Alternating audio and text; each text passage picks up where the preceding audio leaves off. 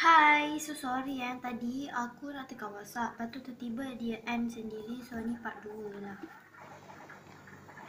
Ni nampak macam nak jadi penuh. Okey, boleh jadi. Sebab aku rasa aku tambah minyak kot. Sebab tu dia menjadi kot. InsyaAllah menjadilah. Takutlah tu menjadi.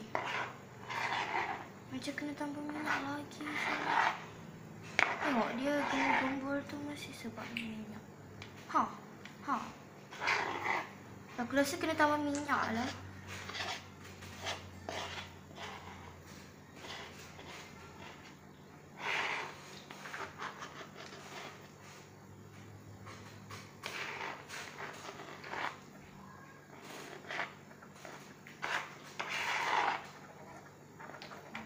Tambah minyak sikit lagi boleh tak?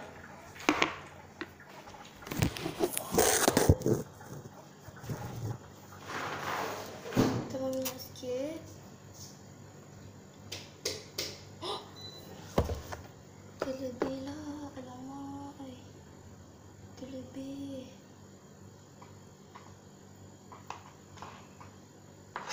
Siapa nak makan ni?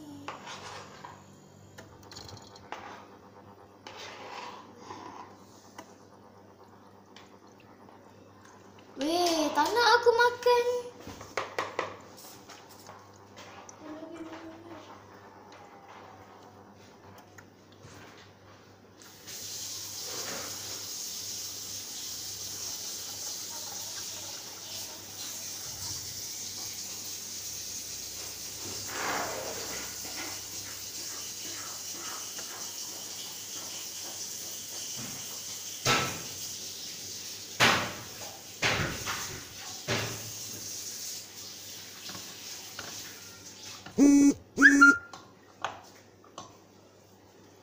Tak nak aku makan. Aduh, kawan aku pula. Sekejap. Aku nak simpan ni dulu. Lepas tu pun kita end the video ni. Adik tolong angkat. Weh, aku cuma makan. Adik tolong buang. Mana getah? Suruh adik. Kawan aku. Aku dah semalam lagi chat dia. Mana chat? Jangan hantar kat YouTube tau. Tak nak. Maka buat saya saja je sebab boring.